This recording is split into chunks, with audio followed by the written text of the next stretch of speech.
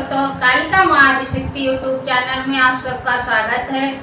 रामचरितमानस रामायण में आज की कथा सुनाएंगे भानु प्रताप की। राजा भानु प्रताप की कथा सुनाएंगे। चलिए कथा शुरू करते हैं। कथा शुरू करने से पहले बजरंगबली बाबा का ध्यान अवश्य करें। जय बजरंगबली, जय श्री राम।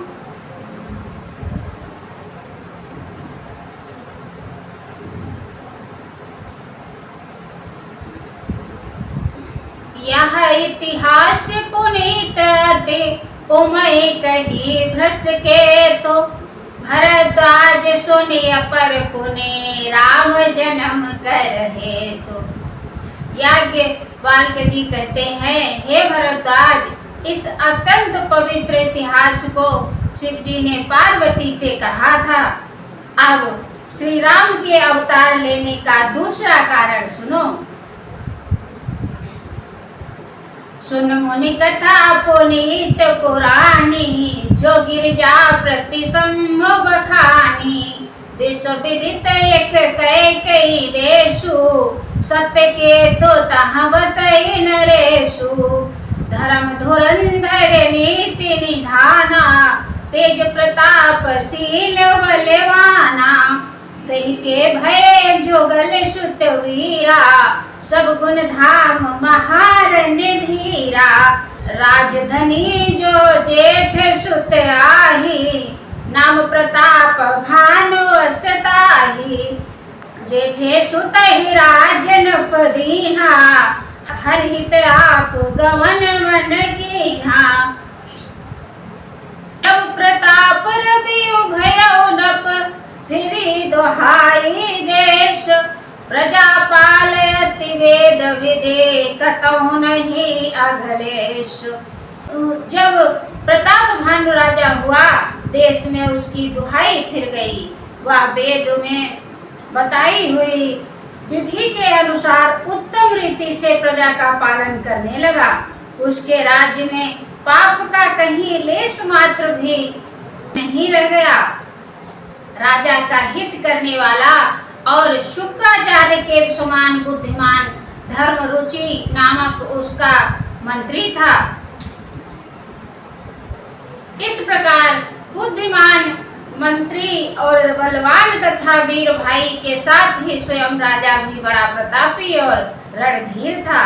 सेन संग चतुरंग अपारा, अमित सुभट सब समर जुझारा। सेन बिलो गिराओ हरसाना, अरुबाजे गहे गहे निशाना। विजय हेतु कटकई बनाई, सुदिन साधिन चलो बजाई।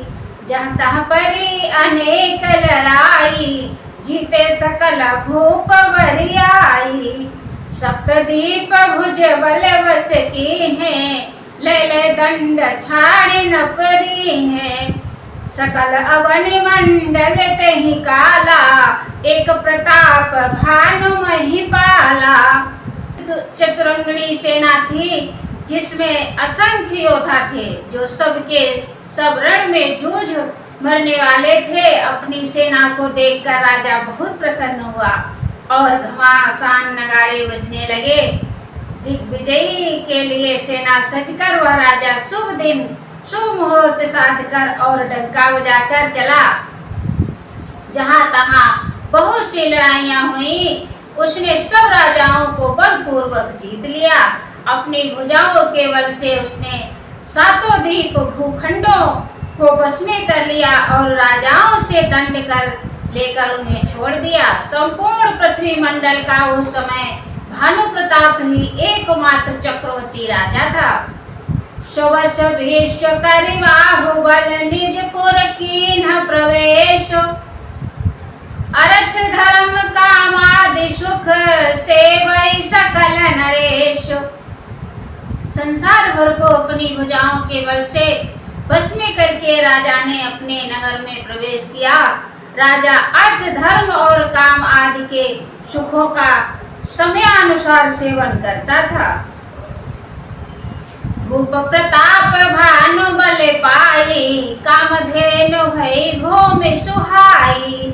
सब दुख भरजित प्रजा सुखारी, धर्मशील सुंदर नर नारी, सचिव धर्म रुचि हरिपद प्रीति, नपहित हेतु सिखवसि निज नीति, गुरु सुर संत पितर महि देवा, करहि सदा नप सब कहि सेवा, भूप धर्म जे वेद बखाने, सकल करई सादर सुख माने, दिन प्रतिदेहि विविध विधि दाना, सुनई शास्त्र वर वेद पुराना। धर्म रुचि मंत्री का श्री हरि के चरणों में प्रेम था। वह राजा के हित के लिए सदा उसको नीति सिखाया करता था। राजा गुरु देवता संत पितर और ब्राह्मण इन सबकी सदा सेवा करता रहता था। वेदों में राजाओं के जो धर्म बताए गए हैं, राजा सदा आदर पूर्वक और सुख मानकर उन सब का पालन करता था। प्रतिदिन अनेक प्रकार के दान देता और उत्तम शास्त्र वेद और पुराण सुनता था। जब लगी कहे पुराण श्रुति एक एक सब जाग, 12 सहस्त्र सहस्त्र नप किए सहित अनुराग। वेद और पुराणों में जितने प्रकार के यज्ञ कहे गए हैं, राजा ने एक एक करके उन सब यज्ञों को प्रेम सहित हजार हजार बार किया। हृदय न कछु फल अनुसंधाना, भूप विवेकी परम सुजाना, करहि जो धर्म करम मन वानी, वासुदेव अर्पितन ज्ञानी। चढ़ी बरवाजी बार एक राजा, मृगया कर सब साज समाजा, विंध्याचल गंभीर बन गयो, मृग पुनीत बहुमारत भयो। एक बार वह राजा एक अच्छे घोड़े पर सवार होकर शिकार का सब सामान सजाकर विंध्याचल के घने जंगल में गया और वहां उसने बहुत से उत्तम उत्तम हिरण मारे। राजा ने वन में फिरते हुए एक सुअर को देखा। दांतों के कारण वह ऐसा दिख पड़ता था मानो चंद्रमा को ब्रश कर मुख में पकड़कर राहु में वन में आ छिपा हो। चंद्रमा बड़ा होने से उसके मुख में समाता नहीं है और मानो क्रोधवश भी उसे उगलता नहीं है। मल कराल दसन छवि गाई, तनु विशाल पीवर अधिकाई, गुरु घुरात है आरो पाए, चकित बिलोकत कान उठाए। नील महीधर शिखर सम देखी विशाल वराहु, चपरि चलो है सुटुकी नप हाकि न होई निवाहु। आवत देखी अधिक रविवाजी, चलो बराह मरुत गति भाजी, तुरत कीन नप सर संधाना, मह मिल गयो बिलोकति वाना। तकी तकी तीर महेश चलावा, कर छल सुअर शरीर बचावा, प्रगटत दुरत जाई मृग भागा, ऋषवश भूप चलो संग लागा।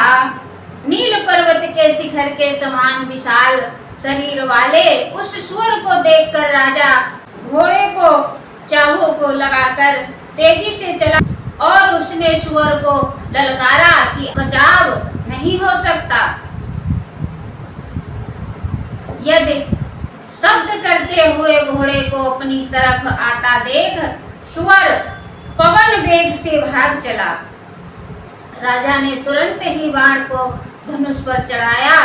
सुअर बाण को देखते ही धरती में दुबक गया। सुअर बहुत दूर ऐसे घने जंगल में चला गया जहां हाथी घोड़े का निवाह गम नहीं था। राजा बिल्कुल अकेला था और वन में क्लेश भी बहुत था। फिर भी राजा ने उस पशु का पीछा नहीं छोड़ा। राजा को बड़ा धैर्यवान देखकर सुअर भागकर पहाड़ी की एक गहरी गुफा में जा घुसा। उसमें जाना कठिन देखकर राजा को बहुत पछताकर लौटना पड़ा, पर उस घोर वन में वह रास्ता भूल गया।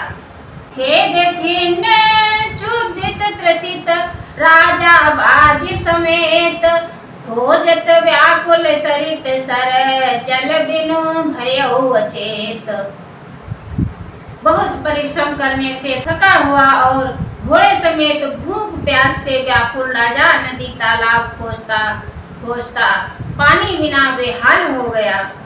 फिरत विपिन आश्रम एक देखा, तह बस नपति कपट मुनि भेखा। सुदेश नपलीन चढ़ाई, समर से न तज गयो पराई। समय प्रताप भानु कर जानी, आपन अति समय अनुमानी।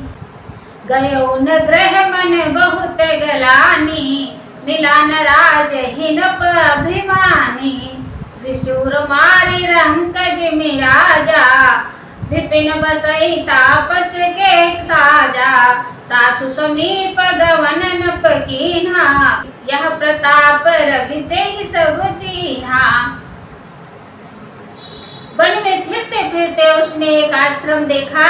वहां कपट से मुनि का भेष बनाए एक राजा रहता था, जिसका देश राजा प्रताप भानु ने छीन लिया था और जो सेना को छोड़कर युद्ध भाग गया था। प्रताप भानु का समय अच्छे दिन जानकर और अपना को समय बुरे दिन अनुमान कर उसके मन में बड़ी ग्लानि हुई। इससे वह न तो घर गया और न ही अभिमानी होने के कारण राजा प्रताप भानु मिला मेल किया। दरिद्रता की भांति मन ही मन में क्रोध को मारकर वह राजा तपस्वी के वेश में वन में रहता था। राजा प्रताप भानु उसी के पास गया। उसने तुरंत पहचान लिया कि यह प्रताप भानु है। राजा प्यासा होने के कारण व्याकुलता में उसे पहचान न सका।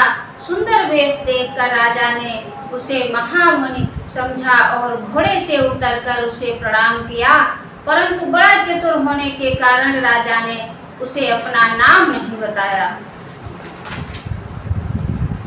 भूपति त्रसित विलोकित ही, सरवर दीन दिखाई। मज्जन पान समेत है, कीन्हन पति हर्षाय।